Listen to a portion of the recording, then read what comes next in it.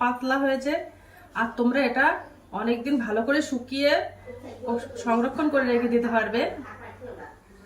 Hello বন্ধুরা, digital cooking থেকে সবাইকে স্বাগত জানাই। আবার অন্যদিনের মতো নতুন একটা রেসিপি নিয়ে এসেছি, কাঁচা আমের পাঁপড়। এই কাঁচা আম দিয়েই পাঁপড়টা বানাবো। তো চলো আমি কিভাবে পাঁপড়টা বানাই শেষ পর্যন্ত ভিডিওটা স্কিপ না করে পাশে থেকে দেখার জন্য অনুরোধ রইল। তো চলো রান্নাঘরের দিকে চলে যাব। প্রথমে ছিলে নেব।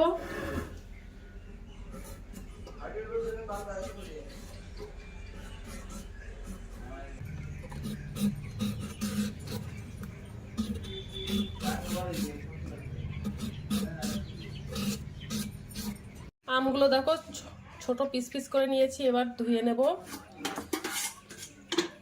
এবার একটু জল দিয়ে ধুয়ে নেব আমগুলো।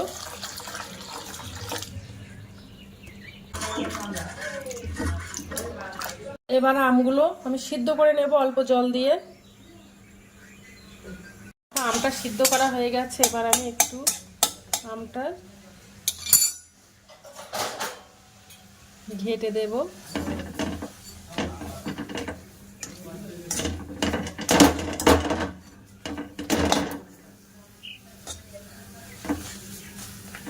আর দেখো এই বাটির আমি হাফ বাটি সাবু নিয়ে নিয়েছি।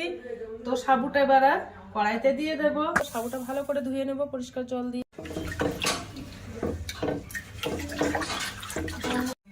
আর এই বাটির আমি 5 বাটি জল দিয়ে দেব।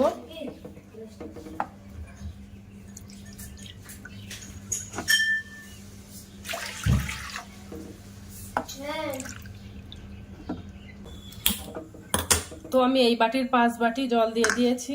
ভালো করে সাবুটা ফুটিয়ে নেব, তা নাহলে সাবুটা আস্ত থাকলে ভালো হবে না পাঁপড়টা, তার জন্য। এবার সাবুটা জাল হতে থাক। দেখো সাবুটা ফুটছে।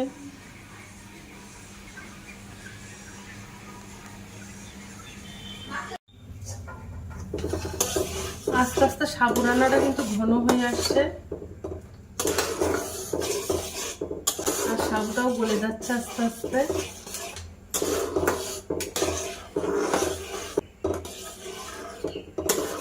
আর জলটা সবসময় ঠিকঠাক করে দেবে, তাহলে তাড়াতাড়ি হয়ে যাবে। দেখো আস্তে আস্তে সাবু রান্নাটা একদম ঘন হয়ে আসছে।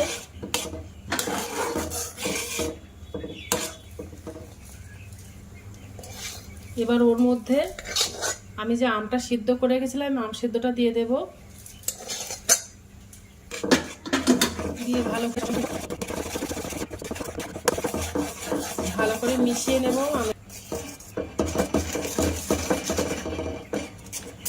আমটা মিশে গেছে সাবুর সঙ্গে। আস্তে আস্তে কিন্তু ঘন হয়ে আসছে। একটু কালারের জন্য ওর মধ্যে একটু ফুড কালার দেব, সবুজ কালার দিয়ে দেব। 3 ফোঁটা মতো দিয়ে দেব। সবুজ কালারটা দিলে দেখতে ভালো লাগে, তার জন্য দিয়ে দিলাম। তোমরা চাইলে এটা স্কিপ করতে পারো।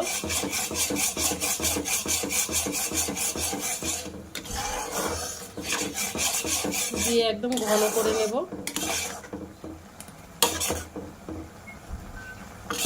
দেখেছো সাবুর কোনো আকারটা নেই। লবণ দিয়ে দেব। আর ওর মধ্যে 1 চামচ মতো গোটা জিরে আর কিছুটা চিলি ফ্লেক্স দিয়ে দিলাম, একটু ঝালের জন্য, খেতে ভালো লাগবে তার জন্য। তো টেকনিক্যাল প্রবলেমের জন্য ওগুলো দিয়েছি, দেখাতে পারিনি। তো দেখো দেখা যাচ্ছে ওর ভিতরে।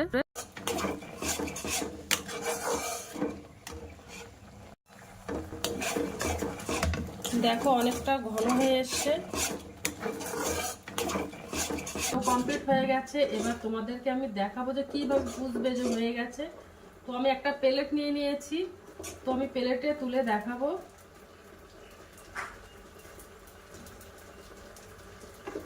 দেখো গড়িয়ে যেন না যায়।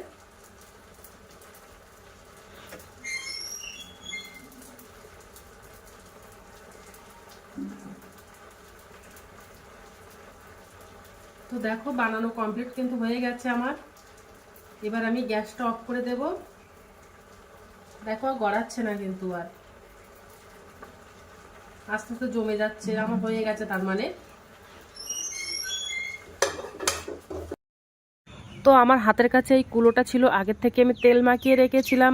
আর তোমরা চাইলে স্টিলের বাসনে বা পেপারের ওপরে তোমরা রোদে শুকাতে দিতে পারো। আগের থেকে তেলটা মাখিয়ে নেবে, তাহলে উঠে যাবে পাঁপড়গুলো ভালোভাবে, তা নাহলে উঠতে একটু লেট হবে। তো দেখো আমি এইভাবে গোল গোল চামচ কেটে কেটে ছোট ছোট সাইজের করে নেবো। তোমরা যে কোনো সাইজের বানাতে পারো, আমি এই সাইজের বানিয়ে নিয়েছি, খুব বড় বড় করে বানাবো না।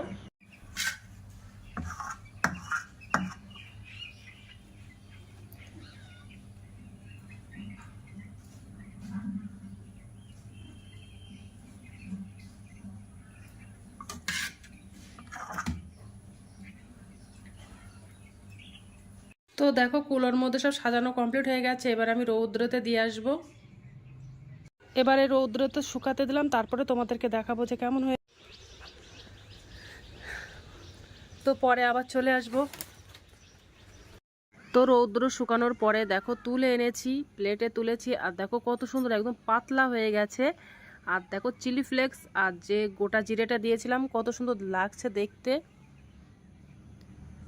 তা তোমরা চাইলে এই শুকনো একদম মুচমুচি করে রেখে দিতে পারবে অনেক দিন সংরক্ষণ করে, যখনই মন চাইবে তখনই খেতে পারবে। তো এবার পাঁপড়গুলো তোমাদের একটু ভাজা করে দেখাবো। আর দেখো কত সুন্দর।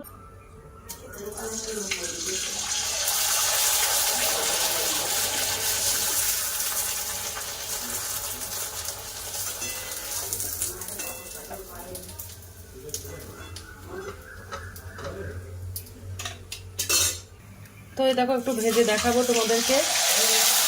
দেখো কত সুন্দর হয়ে যাচ্ছে, কত সুন্দর ফুলে যাচ্ছে।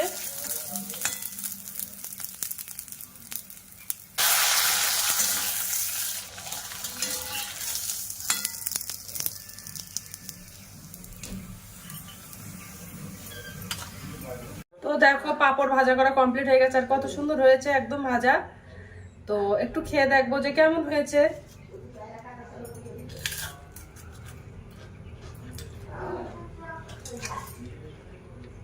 হেভি।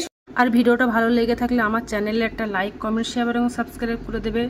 তো আজকের দিনের মতো টাটা, বাই বাই। সবাই ভালো থাকবে, সুস্থ থাকবে। আগামী দিন আবার একটা নতুন ভিডিও